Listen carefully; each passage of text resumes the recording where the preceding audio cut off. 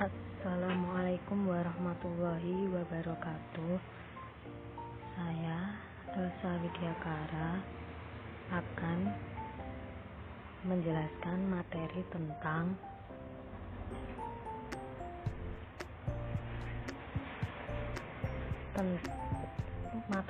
meneladani kisah Abdurrahman bin Auf dan Abu Dzar Al-Ghifari.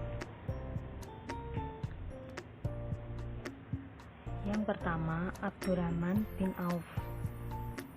Riwayat hidup singkat. Pada masa jahiliyah, ia dikenal dengan nama Abdul Amri. Setelah masuk Islam, Rasulullah memanggilnya Abdurrahman bin Auf. Ia memeluk Islam sebelum Rasulullah menjadikan rumah Al-Arqam sebagai pusat dakwah. Ia mendapatkan hidayah 2 hari setelah Abu Bakar As-Siddiq memeluk Islam. Semenjak masuk Islam sampai wafatnya dalam umur 75 tahun, ia menjadi teladan yang utama bagi kaum muslimin. Ketika Nabi Muhammad SAW memerintahkan para sahabatnya hijrah ke Habasyah, Abdurrahman bin Auf ikut hijrah untuk kedua kalinya ke Habasyah dan kemudian ke Madinah. Ia ikut bertempur dalam perang Badar, Uhud, dan peperangan-peperangan yang lainnya. Abdurrahman bin Auf termasuk kelompok 8 orang yang mula-mula masuk Islam.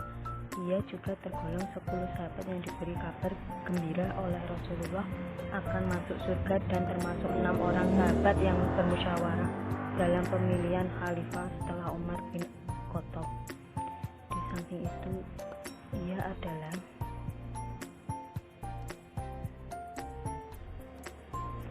dan yang kedua, beberapa keutamaan Abdurrahman bin Auf, yaitu Abdurrahman bin Auf termasuk sahabat yang masuk Islam sangat awal, yaitu beliau bersyahadah 2 hari setelah Abu Bakar. Yang kedua keutamaannya, Abdurrahman bin Auf termasuk salah satu dari 6 orang yang ditunjuk oleh Umar bin Khattab untuk memilih khalifah sesudahnya. Dan yang ketiga, keutamaan Abdurrahman bin Auf, seorang mufti yang dipercaya oleh Rasulullah untuk berfatwa di Madinah. Dan yang keempat, keutamaan Abdurrahman bin Auf terlibat dalam perang Badar bersama Rasulullah dan menewaskan musuh-musuh Allah. Yang kelima, keutamaan Abdurrahman bin Auf suatu saat ketika Rasulullah berpidato menyemangati kaum muslimin untuk berinfak di jalan Allah. Dan yang keenam, keutamaan Abdurrahman bin Auf pernah menyumbangkan seluruh barang yang dibawa oleh khalifah dagangannya kepada penduduk Madinah. Dan yang ke-7, Abdurrahman bin Auf juga menyantuni para pejuang perang Badar. Selanjutnya, teladan yang bisa diambil. Teladan yang bisa diambil dari Abdurrahman bin Auf memiliki watak yang dinamis, dan ini dampak menonjol ketika kaum muslimin hijrah ke Madinah. Telah menjadi kebiasaan Rasulullah pada waktu itu untuk mempersaudarakan 2 orang sahabat antara salah seorang muhajirin warga Mekah dan yang lain dari Ansar penduduk Madinah. Orang-orang Ansar penduduk Madinah membagi 2 seluruh kekayaan miliknya dengan saudaranya orang-orang muhajirin. Dan suatu hari ia menjual tanah seharga 40.000 dinar. Kemudian uang itu dibagikannya kepada keluarganya, Bani Zuhroh, istri Nabi Muhammad dan kaum fakir miskin. Teladannya selanjutnya yaitu selain pemurah dan dermawan, ia dikenal pula sebagai sahabat Nabi Muhammad yang banyak meriwayatkan hadis. Abdurrahman bin Auf juga termasuk yang zuhud terhadap jabatan dan pangkat. Selanjutnya, Abu Dzar Al-Ghifari.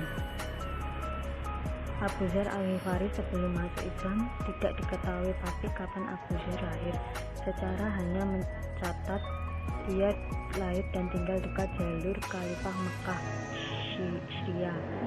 Riwayat hitam masa lalu Abu Dzar tak lepas dari keberadaan keluarganya. Nama lengkapnya Jundub bin Junadah bin Qais bin Amr. Abu Dzar yang dibesarkan di tengah-tengah keluarga perampok besar Al-Ghifar saat itu, tetapi ia dan pengikutnya hanya merampok orang-orang kaya dan hasil rampokannya dibagi-bagikan kepada fakir miskin. Kerusakan dan derita korban yang disebabkan oleh aksinya kemudian menjadi titik balik dalam perjalanan hidupnya. Insaf dan berhenti dari aksi jahatnya tersebut.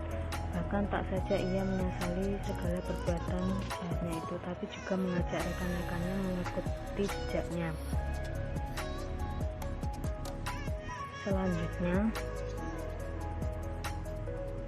setelah masuk Islam, keislaman Abu Dzar bermula dari saudaranya yang bernama Anis Al-Ghifari. Ketika itu, saudaranya baru pulang dari Mekah. Kepada Abu Dzar, Anis menceritakan bahwa ia bertemu dengan seorang nabi, yaitu Nabi Muhammad SAW, yang menyebarkan agama sama seperti yang diamalkan Abu Dzar, yaitu mewajibkan orang kaya memberikan sebagian hartanya kepada fakir miskin. Seperti Abu Dzar, Nabi pembawa agama baru itu sangat mengecam orang yang tidak memperhatikan orang lemah seperti anak yatim dan fakir miskin. Berita ini memberikan daya tarik yang luar biasa kepada Abu Dzar. Abu Dzar kemudian menuju Mekah. Secara terang-terangan ia mengucapkan kalimat syahadat di dekat Ka'bah. Suasananya saat itu sangat mencekam dan menakutkan, yang menyebabkan para sahabat takut menyatakan keislamannya secara terang-terangan. Hal itu disebabkan oleh adanya ancaman dan penganiayaan kaum musyrik Mekah terhadap penganut agama Islam. Selanjutnya, setelah mengucapkan 2 kalimat syahadat, Abu Dzar disiksa kaum musyrik Makkah sampai tubuhnya berlumuran darah. Setelah menyatakan keislamannya, ia kembali ke kampung halamannya dan mengajak sanak keluarganya dan kerabat dekatnya masuk Islam. Dan beberapa bulan setelah Nabi Muhammad hijrah ke Madinah, Abu Dzar membawa rombongannya dari kabilah Ghifar dan Islam ke Madinah. Mereka menyatakan sumpah setia kepada Nabi. Selanjutnya, di kalangan Sufi, Abu Dzar dipandang sebagai perintis gaya hidup Sufi. Sepanjang hidupnya, dia memilih hidup dalam kefakiran meskipun punya peluang untuk hidup kaya. Bagi Sufi, kefakiran menduduki derajat tinggi di jalan kebenaran dan orang fakir sangat mereka hargai. Dan di kalangan ahli hadis, Abu Dzar dikenal sebagai perawi hadis. Ia meriwayatkan 281 hadis Nabi, 31 hadis diantaranya diriwayatkan oleh Al-Bukhari. Selanjutnya, kematian Abu Dzar persis seperti yang diprediksi oleh Rasulullah SAW di Rabazah. Engkau datang sendirian, engkau hidup sendirian, dan engkau akan mati dalam kesendirian. Tetapi serombongan orang yang saleh dari Irak kelak akan mengurus pemakamannya. Sebelum Abu Dzar wafat, istrinya terlebih dahulu meninggal dunia. Selanjutnya, materi pelayan du'afa dan pelurus penguasa. Semasa hidupnya, Abu Dzar Al-Ghifari sangat dikenal sebagai penyayang kaum mustadhafun. Kepedulian terhadap golongan fakir ini bahkan menjadi sikap hidup dan kepribadian Abu Dzar. Sudah menjadi kebiasaan penduduk Ghifar pada masa jahiliyah merampok kafilah yang lewat. Abu Dzar sendiri ketika belum masuk Islam kerap kali merampok orang-orang kaya, namun hasilnya dibagi-bagi kepada kaum du'afa. Kebiasaan menyayangi kaum lemah ini tidak berhenti ketika sudah memeluk Islam.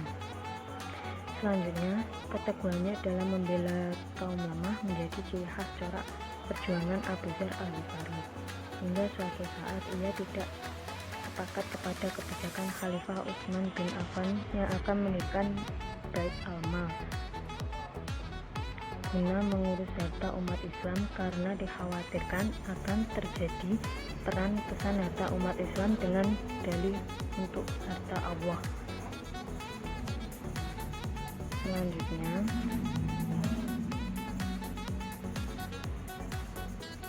hadis tersebut diriwayatkan bahwa Rasulullah berpesan kepada Abu Dzar Al-Ghifari dengan 7 wasiat. Yang pertama, mencintai orang miskin. Yang kedua, lihatlah orang yang lebih rendah dalam hal materi dan penghidupan. Yang ketiga, menyambung silaturahim. Yang keempat, perbanyaklah ucapan la haula wala quwwata illa billah. Yang kelima, berani berkata benar meskipun pahit. Tidak takut celaan ketika berdakwah di jalan Allah.